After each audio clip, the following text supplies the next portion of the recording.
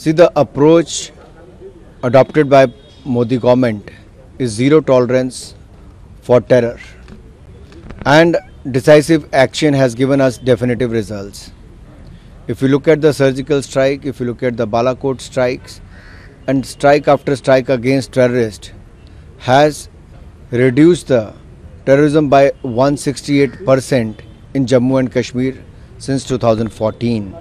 And if you look at the conviction rate in the terror financing, it is 94%. It is just because of the policies adopted and the new laws made and other international conferences held in India.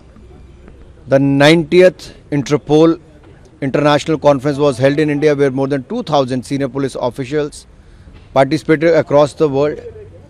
Apart than that, there was a third ministerial conference which was held in India, that no money for terror approach adopted by not only India, but India has got everyone on its side against terrorism.